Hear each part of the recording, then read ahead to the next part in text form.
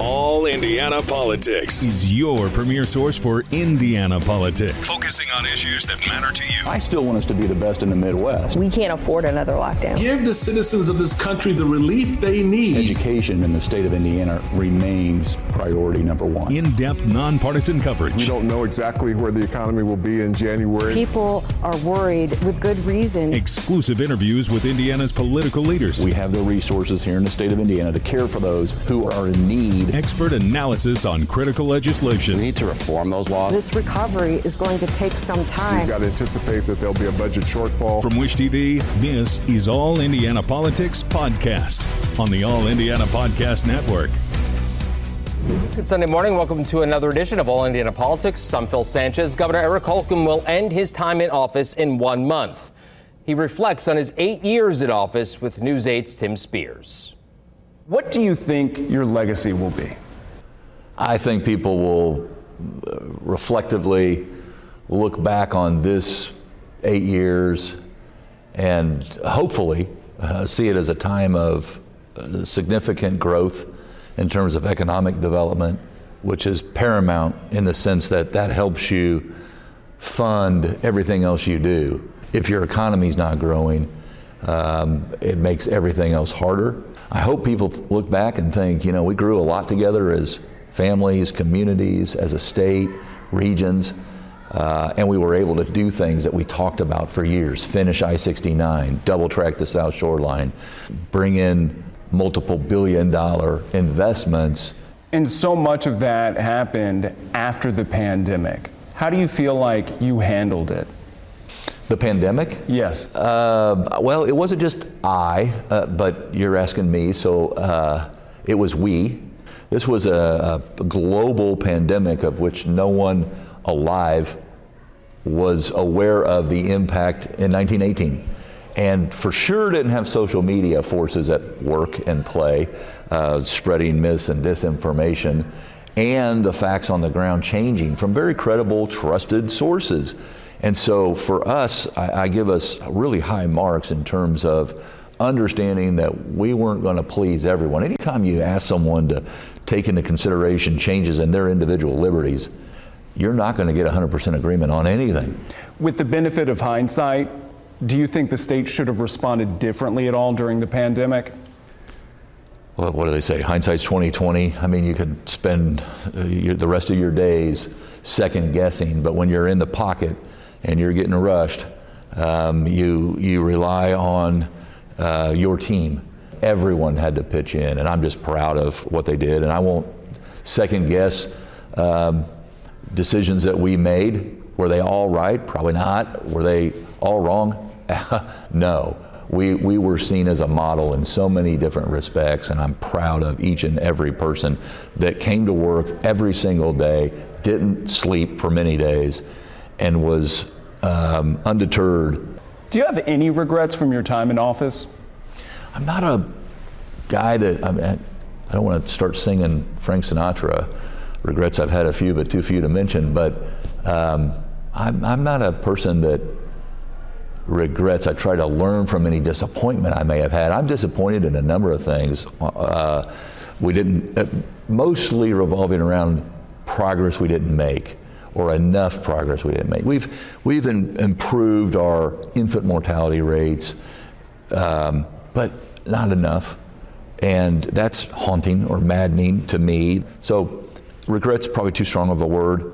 With some of the more controversial pieces of legislation that came through during your time, specifically with abortion and transgender health care, a lot of that was built on strongly held moral beliefs by the lawmakers who passed them through and their constituents. Sure. Do you ever worry, though, that history will look on that unfavorably?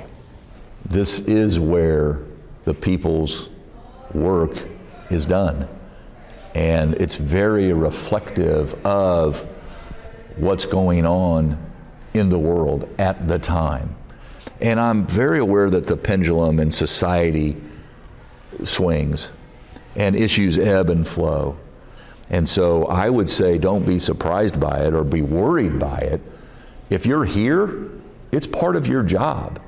Your administration has taken steps to protect the unborn. but at the same time in recent months has taken steps to enforce the death penalty. Why is that? Speaking for myself, my administration, it's a difference of one very important word: innocent. And we will seek to protect at every turn innocent life. There is also something called justice, in that applies to people who are convicted and sentenced in Indiana according to the law to death. But until the law's changed, I'll enforce them as they are on the books. Well, and I feel like this moment in history is a little bit different than maybe it would have been 30 years ago in terms of enforcing the death penalty, because of how difficult it is to get the cocktail, essentially to put the prisoner to death. Was it a deliberate choice by you? Definitely a deliberate choice by me to carry out the duties of my office while I'm here. I subscribe to the notion of capital punishment. I don't want to make any mistake here. But had I not, it would still be part of my job to make sure that the state of Indiana could carry out executions. What advice are you giving the governor-elect? To stay humble and hungry. You have to remain humble in the sense that you're going to learn every day. You're going to learn on your first day, and you're certainly going to learn on your last day from the Hoosiers that make up this state, what their desires are, what their challenges are, and to be able to build a team, cast a vision, and then start implementing and executing on the plan of the day. Where you come up short, tweak it, pivot, but keep moving forward. And you'll do that, you'll go a lot further, a lot faster if you do it with a lot of other people. What's next for you? Spending time with my wife, about at least 2 months. She mentioned to me that the last 8 years has been about my schedule. The next 2 months will be about our schedule. And I'm longing for that as well. Look forward to that. But I want to help an organization or a company or companies grow in a world-class, cutting-edge, technologically driven way. Do you think that will be in the private sector? Could be. Any way that I can help, that I can wake up with the same excitement and adrenaline every day about achieving goals and measure the progress, that will be enticing to me, whether it's here around the country or around the world. I'm going to do this job to the last hour of the last day, and then proudly leave a cupboard full, a pipeline full for my successor, and then move on to the next opportunity or challenge. Governor Holcomb, thank you for doing this. Coming up, Indiana's next governor says farewell to the Senate, what he says he accomplished during his time in Congress. Mike Braun has said his official goodbye to the U.S. Senate as he prepares to move to the Indiana State House. Braun highlights his accomplishments in a speech on the Senate floor. In the honor of my lifetime to represent Hoosiers here in the U.S. Senate. When I said I was going to do this back in 2017, didn't have much of a political legacy, to leave my business that I had spent 37 years running, and that I wanted to run for the U.S. Senate. Everybody said, fool's errand, couldn't be done. But there were a lot of Hoosiers wanting the system to be shaken up a little bit. And when I interpreted, I think, what politics was doing back in 15 and 16, I crafted that unusual idea that it could be done even when you've made most of your life in the trenches in the real world. I was told when I got here, freshman senators are not to be heard, maybe seen, sit back, learn the ropes. Well, that wasn't going to work for me because I had already put myself into a corner because I said I wouldn't do it more than 2 terms. That's unusual. Everyone says it. They get amnesia, and then you know the rest of the story. 2021, freshman Senate office gets more bills across the finish line than any other. It's amazing. 37 in the span of 6 years. Again, that's why the Center for Effective Lawmaking singled out our office as being most impactful in areas like healthcare, education, and agriculture. All stuff I bumped into in so many ways in the real world before I got here. Veterans.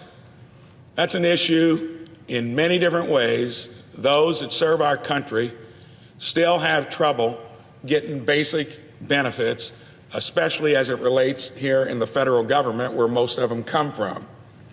They told us back home in Indiana that to get claims information through the mail or driving to a regional location was clumsy, even through the mail, logistically impossible when you had to travel sometimes 2 hours to get basic checkup. That was a real burden for disabled veterans. We wrote the Wounded Warriors Access Act to streamline the claims process with an online tool signed into law last year. Here, being on health, education, labor, and pensions, I told the chair of that committee, Senator Sanders, if you want to lower health care costs, start incentivizing the industry to be competitive and transparent. Well, that ended up creating what would be the most transformational bill called the Healthcare Price Transparency Act.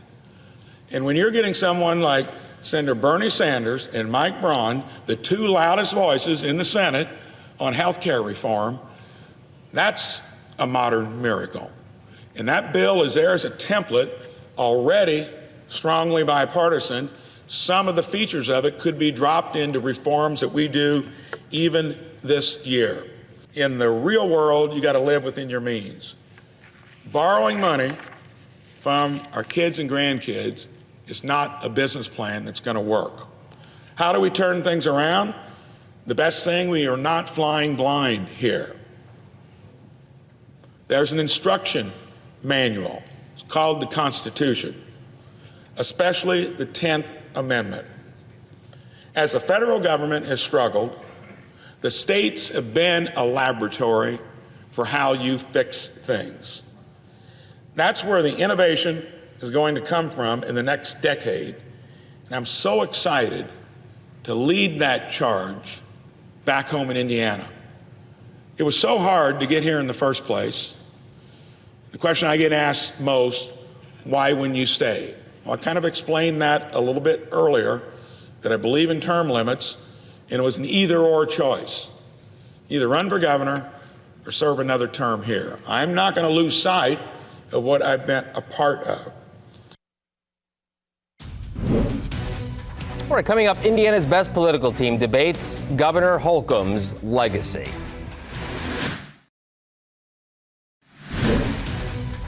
Welcome back to All Indiana Politics as we welcome in two members of Indiana's best political team, Republican Tom John and Democrat Kip Tu. Gentlemen, we've had a lot of discussion about legacy so far in this show, so let's add you to that conversation. Let's talk about Governor Eric Holcomb.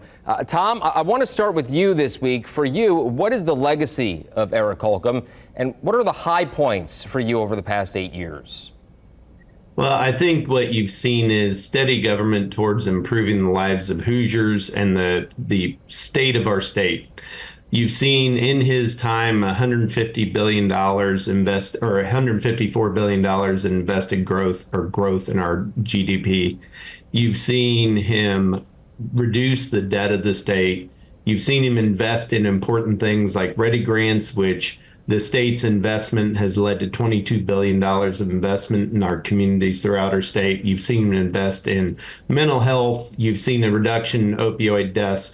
So he's been working to really practically make Hoosiers' lives better. I think that'll be his legacy. Obviously, the other piece is having navigated COVID in, I think, a thoughtful and deliberate manner. Kip, is there a high point for you? I agree with Tom. I thought this governor, I think his best legacy is navigating COVID. I think that he did it better than most red state governors, and probably as well as a lot of blue state. I think, in his comments said he didn't get everything perfect, but nobody knew how to handle this because it never happened before. So right. I give him very high marks for how he handled that crisis, and it was leadership that we needed at the time, and he really did provide it. On the downside, I would say, as a Democrat and a person who believes that women should have the same rights I have, I really have to knock him for signing the bill that outlawed abortion in the state of Indiana in almost all cases. I think it made Indiana women second-class citizens, and it's a big mark, but it is a legacy. Tom, low points for you over 8 years? No, I mean, the high points, like I said, it's been the great work. No, I don't think they're low points. I think you've seen somebody who, at the end of the day, he walks out the door, and Kip and I'll disagree on his choices on legislation. But the fact is, you saw somebody who really took Hoosiers first and made the best for our state. And the state's better for having him there, and he's somebody you always knew and trusted his integrity there. Let me ask it this way, gentlemen. Where does Eric Holcomb rank among past Indiana governors, and specifically when you talk about the past two Republican governors, Mitch Daniels and Mike Pence? Tom? They're different times in different places. I mean, Governor Daniels came in at a time that the state had had 16 years and really had lost its way in a lot of respects with the Democrat leadership that had been there. He had a lot of low-hanging fruit and a lot of things to fix. And Governor Pence continued that, and at the same time had his own agenda that he carried through that. 4 years is a relatively short time, but then you had Eric Holcomb come in and I think continue some of the things that were started there, and at the same time say, I'm at least going to keep the state going and improve where I can, but understand I'm not just changing things to change things. I'm not out there just trying to grab headlines, but rather I'm just going to continue moving our state forward. And you've seen the wins, whether it be economic development, whether you be the real continuation of us having top flight infrastructure. All those things are things that I think each of them did differently. And I think it's really difficult to say one was better or one was. I think each of them was a great person for the time that they were there. Kip, obviously a Republican focused question, but I want to get your thoughts on this as well. I think stylistically, Eric Holcomb was my favorite of the three. I think he really downplayed partisan politics. I think he tried to downplay the Trump era. I think if you look at Republican governors across the country, he survived the Trump era, not being really stylistically a Trumper, not in your face, not trying to be discourteous. He's a very nice guy, and his public persona was the same as his private persona. He was a nice person who tried to do the best thing in his view for the state of Indiana. I think Mike Pence is also a nice guy, but much more ideologically driven than this governor. And I disagree completely with how Mitch Daniels is characterized by my friend Tom John. Specifically where? I think he was a divisive guy. I think that the state was in better shape the day he took over than the day he left. And I think if you look at statistics, it's pretty clear that we have gone downhill in the era of three Republican governors, and Mitch Daniels started that. Quickly, let's turn to Mike Braun. What defines his 6 years in Washington to you? And we'll start with you on this one, Kip. Well, look, I think on the positive side, I think, as a Democrat looking at Mike Braun, I think he did try to reach across the aisle on some issues that people were surprised he did when it was the environment. He talked about his work with Bernie Sanders on an issue, and he said he was pro-labor. He certainly reached out to labor and tried to work with them in places where he could. So from that standpoint, I think, I thought it was good. I obviously didn't like him kowtowing to Donald Trump. I don't like that he didn't vote for him to be impeached. I think the corrosive effect of Donald Trump on our country is going to be a long-term stain on everybody who's supporting. I'm running out of time. Tom, I want to get you in here too. Quickly, 15 seconds. Over 36 bills that had practical effect on people's lives and reaching across the aisle. You can't ask for much better in a one-term senator to go out there, get things done, and now come back to help our state. Okay. Well, fair enough. We'll leave it there. Happy holidays to you both. Good to see you. Thank you so much for joining us. Yep. We will be right back.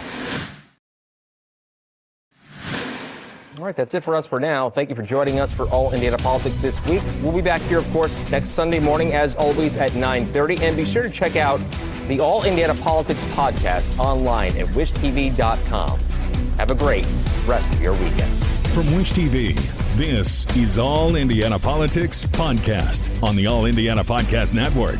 Watch All Indiana Politics live Sunday mornings at 9:30 on Wish TV and at wishtv.com. Subscribe to this podcast and listen weekly here on the All Indiana Podcast Network. And be sure to discover even more great podcasts at allindianapodcastnetwork.com.